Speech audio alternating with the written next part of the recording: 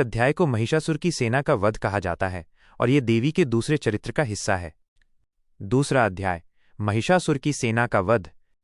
ये अध्याय देवताओं और महिषासुर के बीच हुए युद्ध और उसके बाद देवी दुर्गा के प्रकट होने की कहानी बताता है। देवताओं पर महिषासुर का अत्याचार। प्राचीन काल में महिषासुर नाम का एक बहुत शक्तिशाली राक्षस था। वह देवताओं का सबसे बड़ा दुश्मन था। उसने कठोर तपस्या करके ब्रह्मा जी से वरदान प्राप्त किया था कि कोई भी पुरुष उसे मार नहीं सकता। इस वरदान के अहंकार में आकर उसने स्वर्ग पर हमला कर दिया। देवताओं के राजा इंद्र और बाकी सभी देवताओं को उसने युद्ध में हरा दिया और उन्हें स्वर्ग से बाहर निकाल दिया। सारे देवता महिषासुर से हारकर बहुत दुखी और निराश हो गए। वे सभी मिलकर भगवान शिव और भगवान विष्णु के पास गए। उन्होंने दोनों देवताओं को महिषासुर के अत्याचारों के बारे में बताया और अपनी पीड़ा व्यक्त की। शक्ति का प्राकट्य, दुर्गा देवी का जन्म।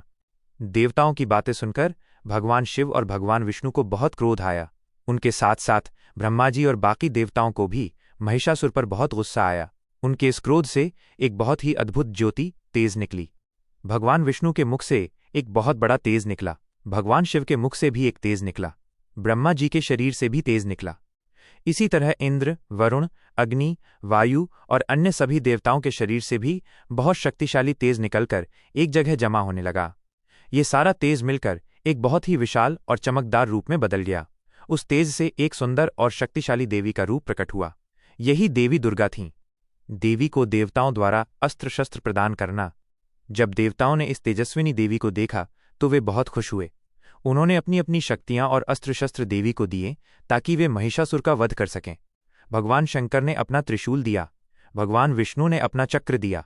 इंद्र ने अपना वज्र और ऐरावत हाथी की घंटा दी। वरुण ने शंख और पाश रस्सी दिया। वायु ने धनुष बाण दिया। अग्नि ने शक्ति नाम का अस्त्र दिया। सूर्य ने देवी के शरीर के रोमों को तेज से भर दिया। चंद्रमा ने चंद्रहास तलवार दिया। कुबेर ने एक बहुत ही सुंदर अक्षय कलश, कभी न खत्म होने वाला धन का कलश दिया। हिमालय पर्वत ने देवी को अपना सिंह वाहन के रूप में दिया। इस तरह सभी देवताओं ने अपनी अपनी शक्तियों से देवी को सुसज्जित किया। देवी दुर्गा एक शक्तिशाली योद्धा की तरह तैयार हो गईं। महिषासुर की सेना का वध।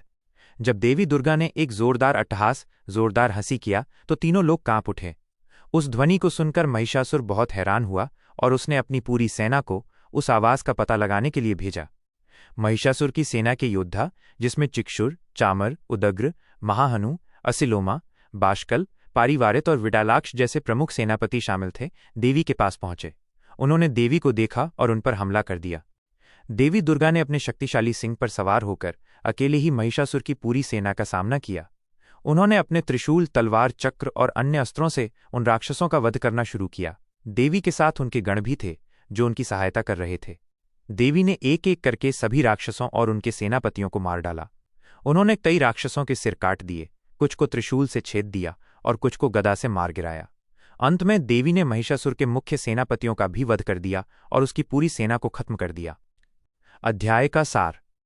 इस अध्याय में दिखाया गया है कि जब धर्म पर संकट आता है और सभी देवता मिलकर भी एक राक्षस का सामना नहीं कर पाते, तब देवी शक्ति प्रकट होती है। यह अध्याय बताता है कि देवी दुर्गा ही वो परम शक्ति हैं जो सभी देवताओं के तेज से बनी हैं और वह बुराई को खत्म करने के लिए प्रकट होती हैं। महिषासुर की सेना का वध करके देवी ने यह साबित कर दिया कि वो असुरों का अंत करने में सक्षम हैं